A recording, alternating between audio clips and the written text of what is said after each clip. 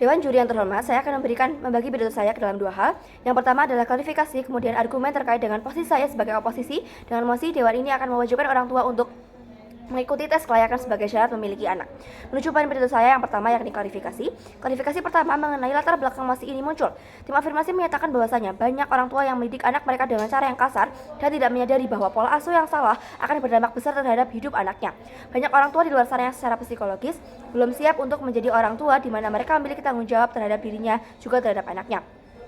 Pertama, Dewan Juri yang terhormat, tim afirmasi tidak berhasil memberikan parameter dari pemerintahan seperti apa yang akan diaplikasikan mekanisme tersebut, sehingga kami akan memberikan parameter pada negara maju.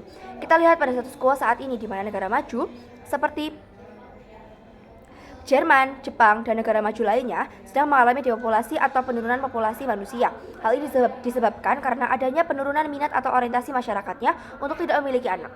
Hal ini disebabkan karena ketidaksukaan mereka atas kesulitan-kesulitan yang akan mereka dapatkan ketika mereka memilih untuk memiliki anak. Bayangkan, Dewan Juri yang terhormat, bagaimana reaksi pada masyarakat negara maju apabila kita mengaplikasikan mosi ini. Dengan adanya prosedur ini, tentu mereka akan berpikir bahwasanya semakin sulit untuk memiliki anak karena banyak sekali prosedur pra yang harus mereka lakukan serta pasca nantinya ketika mereka sudah memiliki anak.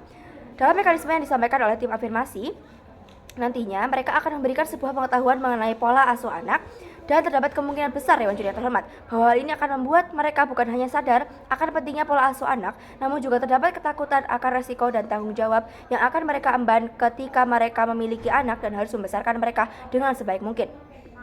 Hal ini justru akan semakin meningkatkan proses depopulasi di negara maju, serta dampak yang akan terjadi ketika suatu negara mengalami depopulasi adalah tidak akan adanya generasi penerus untuk meneruskan mereka. Kedua, Dewan Juri yang terhormat, perlu disadari bahwasanya pola asuh anak memang salah satu kunci pertama pendidikan anak. Tim afirmasi menyebutkan bahwasanya anak merupakan kertas putih yang harus diisi dengan sesuatu yang baik, serta diberkakan dengan ajaran-ajaran moral yang baik, sehingga nantinya mereka akan menjadi individu-individu yang baik di masa depan. Hal ini merupakan salah satu titik penting dalam membentukkan individu yang baik. Namun, ketika anak tumbuh menjadi seorang yang dewasa, lingkungan dan aspek-aspek lain dalam hidupnya juga merupakan pengaruh besar dalam membentukannya menjadi individu-individu yang berkualitas. Mereka menyatakan hal ini menjadi tidak apa-apa karena setidaknya nanti orang tua menjadi meningkat kesadarannya akan pentingnya pola asuh anak yang baik. Namun, hal tersebut juga bergantung lagi terhadap karakter-karakter masyarakat yang ada. Apabila karakter masyarakat justru mudah merasa panik dan terancam ketika membayangkan kesulitan-kesulitan yang akan dihadapinya seperti yang sudah saya sebutkan di atas, terutama untuk masyarakat di negara maju yang sudah memiliki orientasi untuk tidak memiliki anak. Hal ini akan menimbulkan akibat yang lebih berbahaya daripada skenario jika kami tidak melakukan opsi tersebut. Mengapa demikian, Dewan Juri yang terhormat? Skenario buruk yang mungkin akan terjadi adalah penurunan kualitas individu yang dihasilkan, seperti anak akan menjadi temperamen dan lain sebagainya. Namun skenario tersebut masih dapat diatasi dengan cara meningkatkan kualitas dan pengembangan dalam aspek-aspek pendampingan anak seperti pendidikan dan lain sebagainya. Daripada fokus untuk membangun kesadaran orang tua yang akan mengarah kepada depopulasi seperti yang saya sebutkan sebelumnya, alangkah lebih baik jika pemerintah memperbaiki kualitas pendidikan dan lingkungan pendidikan atau sekolah.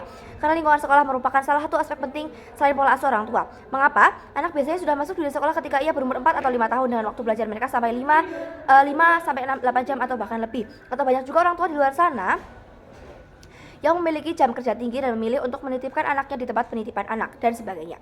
Hal ini membuktikan bahwasanya terkadang intensitas pertemuan dan interaksi anak dengan orang tua lebih kecil dibandingkan dengan waktu anak di sekolah ataupun penitipan tadi. Dapat dilihat bahwasanya hal tersebut akan berpengaruh besar mulai dari lingkungan pertamanya, gurunya dan lain sebagainya. Hal ini seperti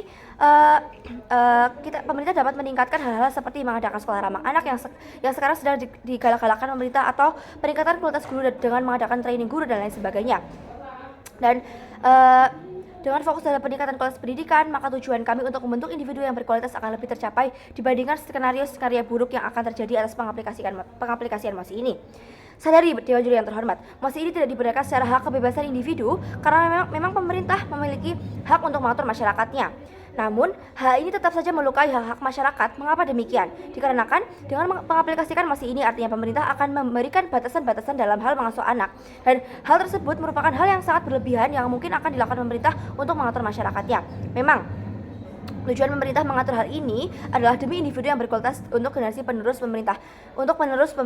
Namun tetap saja orang tua memiliki caranya masing-masing dan hal tersebut merupakan hal yang sangat pribadi untuk diatur. Serta masing-masing orang tua biasanya sudah memiliki orientasi untuk bagaimana ia akan mendidik anaknya, dan ketika pemerintah memaksakan untuk melakukan pengaplikasian dalam emosi ini, artinya pemerintah memaksakan seseorang untuk mendidik anak seperti yang mereka mau, dan ini akan mencederai hak-hak mereka, hak-hak dalam kebebasan individu. Sehingga kami meyakini bahwasanya kewajiban orang tua untuk mengikuti tes sebagai syarat memiliki anak tidaklah efektif untuk mencapai tujuan kami, yakni membangun individu yang berkualitas sebagai penerus generasi bangsa. Bangga menutup katus.